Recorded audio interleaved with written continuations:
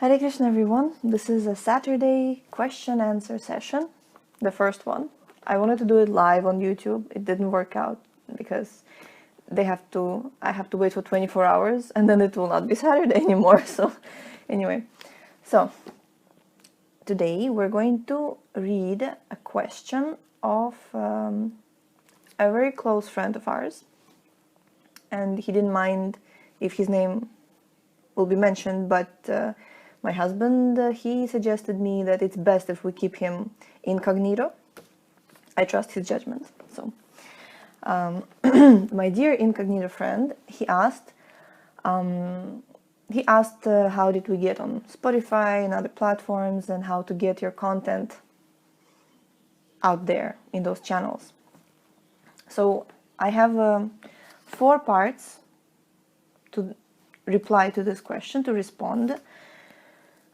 First of all is the technical details, how you can do it. Surely, you can upload it on Anchor.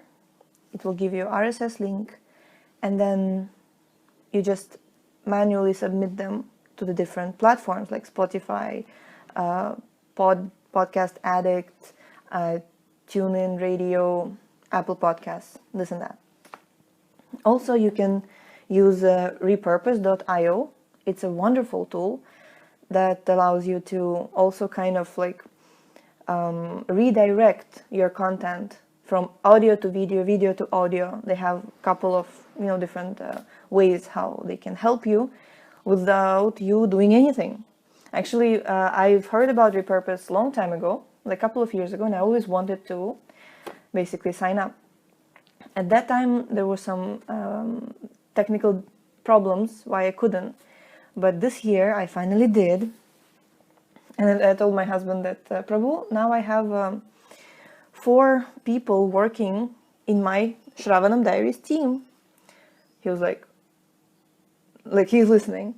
And I'm like, one person, he's Trivikrama. He's sending it to Twitter. Another person is Yudhishthir Prabhu. He's sending it to YouTube. And like that, I mentioned, he's like, do you pay them? I'm like, of course. He's like, oh, that's all right. And I'm like, they're robots. Anyway. Meaning, of course, Repurpose team, they have their people, wonderful people, by the way. They created this kind of, so I just really, as a person who values time, I really value Repurpose and their team members, genius. So this is the technical of how, because also when I'm answering this question, the first 2 parts of my answer would be directly to you, and second 2 will be for the rest of the audience, because we have many different people listening to us today. So this is the first part. Second part for you is why you should do it. Because I know that it may sound very challenging to even think about that, okay, basically the mechanics or it's not very difficult, you just open anchor.fm, you just take your phone, speak something into the phone, upload it on Anchor, you have the first episode, and then you have the second episode, because you have to make sure that you have some content before you distribute your podcast, because otherwise the podcasting platforms, they will, they have the right to reject the podcast. So you have to make sure you already have some episodes, and then you submit them, right? So yeah, you may have some doubts in the sense that imposter syndrome, meaning who am I to start a podcast? Or there can be some fear that, okay, then nobody will listen. Or there may be another fear that everybody will listen, and then there will be Labda Puja, Pratishtha. It will be I will become the center of attention, and then all the Prabhus and Matajis will be running after me and, recognizing me on the street and saying, Prabhu. I know that there may be a million reasons why we should not start a podcast, basically. Because it will be a distraction for me. Maybe I will start and I will not be able to continue. There may be so many things, but personally to you, my incognito friend, I would like to say that you should definitely do it, because I know that you have things to say, and I mean, I would be like number one fan in that way. Like, I would listen to every single episode if you would publish something to that effect. So it's really a question of how a friend of mine also one time, she said that it takes more humility to take the seva, that it is a service. And one thing is that sometimes we feel that, well, nobody told us to do it. Like, unless somebody tells us, unless there's a senior authority telling me that I should do it, like, basically it means that I'm not supposed to do it. Well, I believe that it's not always correct to wait for that akashvani to kind of shower upon you so that you could do something in your life. Similarly, just like if you start something and something doesn't really work out, not necessarily Krishna is telling you to stop it and not do it. Because if you just apply a little more intelligence, turns out Krishna wants you to do it, right? Right. So I mentioned why you should do it. Now, third part is that why everybody should do it. Now, we're addressing everybody here who is listening. Many people have different type of content. Say audio, video, visual, and text. 4, right? Audio, video, visual, and text. Text can be essays, articles, poems, right? Visuals can be graphic design, art, painting, like hand painting. It can be like digital graphics. It can be paintings. It can be anything, like any visual can also be sculptures. Visual can also be like painting deities. That's a visual.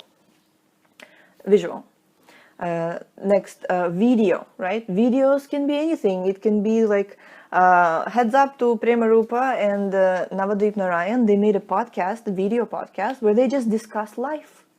It's a lifestyle podcast. Some lives, some issues they discuss, and that's I find it valuable because they're sharing their lifestyle. I mean, if you look at the karmis, if you look at the normal people, if you look at the world, what in the world people do is that there's so many different types of video podcasts. Some people, they're purely educational. They have a purpose, they have a topic, and they want to train you, share something with you, and that's what they do. Some people, it's literally lifestyle. They're like, I woke up in the morning and this is my bedroom.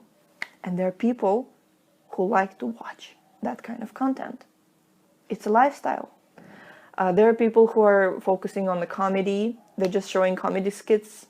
That's their content. Video content. Some people, like Vishakha, Bhaktivinoda Prabhu's wife, her content is music videos. She just makes music videos. Or Anand Leela Mataji, she shows how she stitches outfits for the deities. So video content can be so much. It can be literally like anything, basically. And devotees, I know some devotees, they feel shy in front of camera.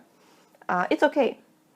But if you're not shy in front of camera and you're just eating yourself up from inside, whether like the world is ready to see your face, and you needed a sign that tells you that yes, the world needs you. Yes, the world needs you. Now, and as it comes to audio podcast or audio content can be podcast, it can be music, it can be yeah, basically podcast, music, could be classes, could be seminars, could be TED Talks. I mean, say if you're in the city, not like in Mayapur, we live in the village, but if you live in the city, I'm sure there are some places where there are TED Talks, right? Everybody knows what is TEDx, TED Talks. You can sign up there as a devotee and you can share, because, I mean, it would be wonderful, because these days people like to listen. Like from what I've observed, these days people are so open and so receptive, and if you just talk to them, they will just reply and they will talk to you. And they value education, they value hearing, they value your experience. So I believe that, especially with the video content and audio content, you can really share a lot of your experience. And experience is something that, like everybody wants that vibe, Nowadays everybody's vibing. So share your transcendental vibe, for the love of God, okay? Okay, now, fourth, the last part of this answer will be what journey it was for me so far. So basically, I received an instruction from my Guru Maharaj in 2017 that I need to read all of Prabhupada's books in 1 year. It took me almost 2 years to do that, and it was a wonderful, wonderful experience. And actually, a couple of things were going on at the same time. First of all, it was this, that I really love reading, but I have so many different services that I find it hard to find time to basically read. And with this instruction of Guru Maharaj, it was nectar. I was like, everything off the table because I'm reading. Or I was listening to audiobooks, right, of wonderful Amala Bhakta Maharaj, Swami Maharaj. And so this was that. Secondly, my husband, he was encouraging me to do something, to have a project of my own. And I, like, as a person who would always, jump at any opportunity to assist others, it was very, mind-blowing for me that someone would tell me to have my own project. I'm like, am I even allowed to think in those terms? Anyway, I appreciated that. I'm like, my own project. And also my husband said that, you should do something for Srila Prabhupada. I'm like, okay, what can I do? This is second hit, right? The second puzzle that created Shravanam Diaries. Third puzzle, every time I would do puja for my deities, I would keep getting this strong inspiration from inside, and I have to share something, anything. Because by that time, I kind of, what I did, I had a personal Instagram account, and I locked it and threw out the key. I decided that it's a waste of time. Personal Instagram account. At that time, it was like that for me. And I kind of went social media inactive. But then every time I would do puja, I would be like, there's this inspiration, share something. And I'm like, okay, there's this inspiration to share something. Then that's when I started maybe, working on my website. Like, okay, maybe there could be a website. But then it was all brought together when I watched a movie called Little Women. That's where it calls a little bit, yeah. I mean, some devotees do watch something in that way also. And that kind of inspired me. That was the last straw that kind of broke me. Broke me in the sense that it broke my fear of exposure. And because I was working on my Guru Maharaj's projects, I was exploring different platforms, and I came across this platform called Anchor.fm. It's a platform which provides free hosting for podcasts. And I was like, okay, I'm going to do it, And I recorded the trailer for the podcast. I recorded the first episode, and that's how we started. And I heard from different bloggers, like devotee bloggers and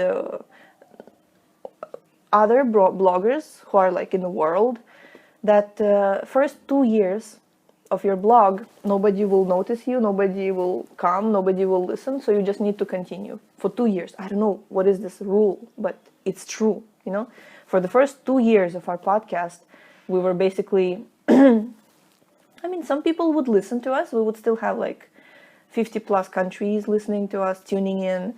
And, sometimes it would be 5 people a day listening, sometimes 10 people a day, sometimes 100 out of nowhere they would come once a month, But now, only like 2 years later, I can really see the podcast growing. Like we have 3,000 followers, almost 3,500 followers on Facebook. We have 600 on Instagram. SoundCloud, by the way, SoundCloud. I underestimated SoundCloud, but Vijay Jagannath, my sister's friend, our friend also, I mean, my friend also, he kind of like, he's a musician. So one time he shared that, SoundCloud community is awesome. And I'm like, yeah, I mean, I wanted to test it also because I knew that SoundCloud has always been the thing, but it's expensive. I mean, not super expensive, but you have to invest in it. So that's why basically what happened to me is this year, I mean, I'm talking for the ladies out there, this year I kind of got a credit card, and it allowed me to kind of manage these payable platforms manually. And it created kind of like a free space for me to manage my project. So if you are a devotee who is connected to like an ISKCON temple, you don't have a personal banking account, you have to always run to the treasury that, to kind of ask for permissions and stuff like that. I highly recommend you talking to your temple president and saying that, like if you have your own project, it's your own project. And if you have, like, I know one, I will not mention names, but in Mayapur, there was a project who wanted to be financially independent from the temple, but who wanted to serve in the community. And the temple kind of like segregated them. And they said, you're not ISKCON. Unless you are in our treasury, you're not ISKCON. I mean, thankfully, not every ISKCON temple is that fanatical about their financial, how do you call it? I mean, it all got resolved. They're all happy together now. But basically, there is a, how do you call it?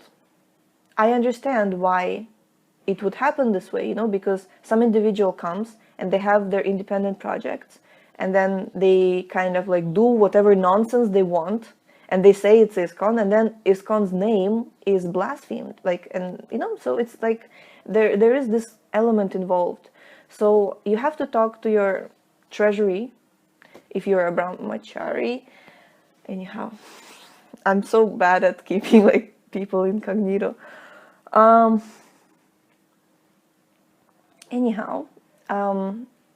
If you're a brahmacharini, you can be a brahmacharini also.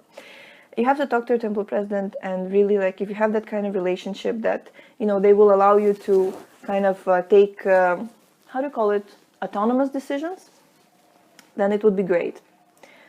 If not, then, like, say, like Mayapur Academy, they deal with treasury very, very easily.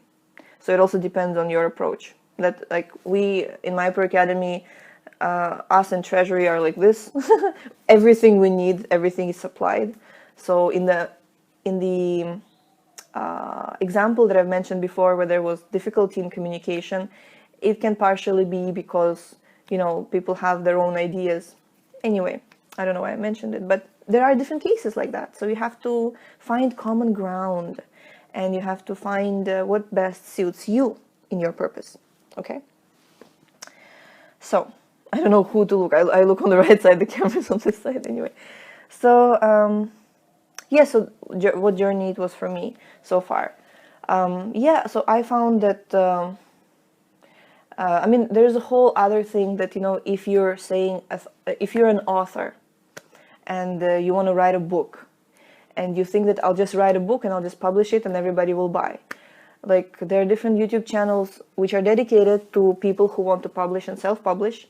Means you have to have your author platform, meaning social media is a must today for any influencers, technically. I mean, of course, there are people who are like already very, very famous.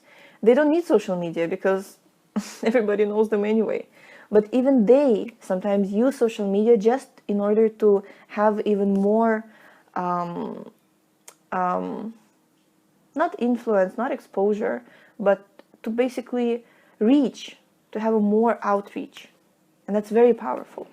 Don't underestimate the power of outreach of social media. It's it's very, very, what other word other than powerful I can say? It's very, very efficient,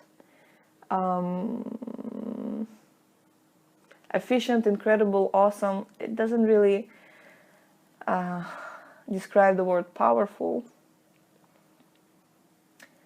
I can't say almighty because it's Krishna is almighty. So I mean, it's grand, it's huge, it's huge. So this is, I mean, I'm sure many other things could be said in regards to the question of our incognito friend. So yeah, with channels, I mean, of course, you can just Google anything. Like I was Googling a lot about podcasts before I started the podcast. Like I remember listening to, there was an episode of one podcaster who collected 100 podcasters, and he asked each one of them to give one recommendation how to start a podcast. And I remember each one of them was very, very fascinating, very, very interesting. 100 people, can you believe it? 100 people, 100 recommendations. 100 actual podcasters. It was really far out. That was like the best thing I've like learned basically when I was doing my research of how to best start a podcast. One of the things particularly like stands out for me is that this devotee said, the devotee, I mean, he's a devotee, but he doesn't, like my sister says, Vishaka, she's like, they're devotees, they just don't know it yet. They just don't know about it, right? Because everybody is a devotee. Jivera Swarupahaya, Krishnera Nityadas, everyone's a devotee of the Lord. So this devotee, he said that every next episode will be better than the previous one. So like now I'm trying to do this video thing and my nose is itching, okay. I'm trying to do this video thing, right? And I know that it will be not very nice because it's the first time I'm doing it. But I'm sure that every next video Q&A that we will have every Saturday will be better than the previous one. So it kind of gives me hope that there is a way to improve, and also that gives me kind of comfort that, yeah, I'm doing it for the first time and it's not perfect, but it will become more and more with practice. And in the end, I'll tell you one short story that I heard from my Guru Maharaj. It's called By Practice, Anything Can Be Achieved. So one time there was this king who, I mean, I don't know it, I don't remember it word for word, but I'll just say in brief, right? There was this king who won a battle. Some battle, I think it was, they were shooting with arrows, bow and arrows, and he came to his queen, and he was very, very proud. He was like, I did it. And he shared with his queen, and his queen said, by practice, anything can be achieved. And he kind of got a little irritated. He's like, I just won a great competition. You may as well, you know, say something nice to me. Like, I did it. And she's like, by practice, anything can be achieved.